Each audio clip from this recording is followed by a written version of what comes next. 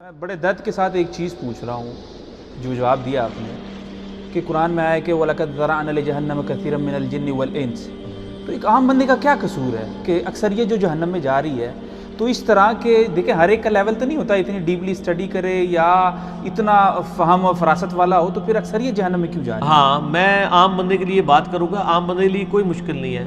عام بندے پہ نماز تو فرض ہے نا. جی بالکل. اور نماز کی 17 رکعتیں فرض ہیں. جی ہر رکعت میں ایاک نعبد و ایاک نستعین آتا ہے. جی تو عام بندہ تو ہے وہ بعد میں بزرگوں کے نعرے مار رہا ہوتا ہے، قبروں سے مانگ رہا ہوتا ہے. تو اگر عام آدمی کو سورہ فاتحہ کی 7 آیات کا ترجمہ بھی اس نے پوری زندگی نہیں سیکھا، موٹر سائیکل چلانی اس نے سیکھ لی ہے، گاڑی چلانی اس نے چیز سیکھ لی ہے، اس کا اسکول کی کمپیریٹیو نالج موجود ہے کہ جی کس اسکول میں بچہ داخل کرانا ہے کس میں نہیں کروانا، دنیا جان کی اس نے چیزیں سیکھ لی ہیں. جرابیں کاٹن کا کپڑا بھی خریدنے کا طریقہ اس نے سیکھ لیا اور ہاتھ میں مسل کے دیکھتا ہے. آج تک کسی بندے کو دیکھا ہے کہ اس نے کپڑا ہاتھ میں پکڑ کے یوں نہ کیا ہو. دین میں اتنا بھی وہ کرنے کے لیے تیار نہیں ہے. تو سر پھر جائے نا دوزخ میں. ٹھیک ہے نا. انہوں نے اللہ کو سیریس لیے نہیں. اور اسی آیت میں موجود ہے 179 سورۃ الاعراف، وَلَقَدْ ذَرَعْنَا لِجَهَنَّمَ كَثِيرًا مِنَ الْجِنِّ وَالْإِنسِ. آگے بھی آیت پڑھو نا، تسی پڑھ دو ادھی آیت. وَلَقَدْ ذَرَعْنَا لِجَهَنَّمَ كَثِيرًا مِنَ الْجِنِّ وَالْإِنسِ، اور بے شک ہم نے جنوں اور انسانوں کی اکثریت دوزخ کے لیے پیدا کی ہے. لَهُمْ قُلُوبٌ، ان کو ہم نے دل تو دیے تھے، لا يفقهون بها، لیکن انہوں نے کبھی سوچنے کی زحمت ہی گوارا نہیں کی. وَلَهُمْ أَعْيُنٌ، ہم نے ان کو آنکھیں دی تھی، لا يبصرون بها، لیکن کبھی آنکھیں کھول کے انہوں نے بخاری مسلم سے نماز کا طریقہ کھول کے نہیں پڑھا.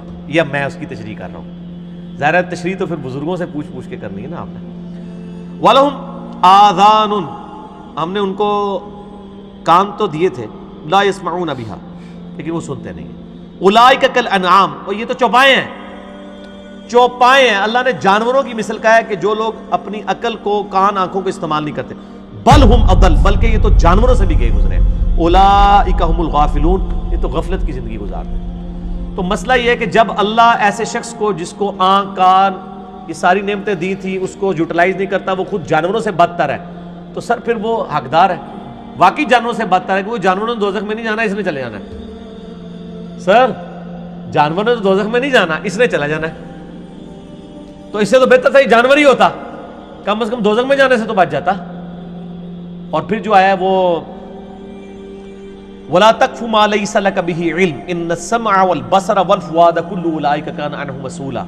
انسان کبھی کسی چیز کی پیروی اس وقت تک مت کر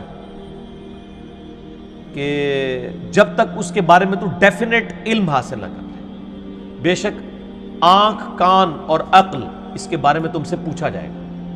اللہ تعالیٰ ہمارے بغیر دلیل کے تم نے پیروی نہیں کرنی. اور سر ہم دنیا کے معاملات میں بغیر دلیل کے پیروی کر رہے ہیں. دنیا کے معاملات میں بغیر دلیل کے پیروی نہیں کر رہے، دلیل کے ساتھ کر رہے ہیں، دین میں کر رہے ہیں. اور ہمارے ساتھ کوئی ویسے ہمدردی بھی نہیں کرتا.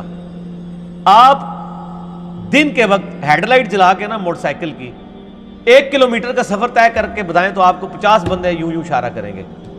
لیکن سر آپ 50 سال تک کسی مسجد میں اپنے بزرگوں کے طریقے پہ نماز پڑھتے رہے، آپ کو ایک بندہ بھی کندھا تھپکا کے نہیں کہے گا کہ یار یہ نماز سنت کے مطابق نہیں آپ پڑھ رہے.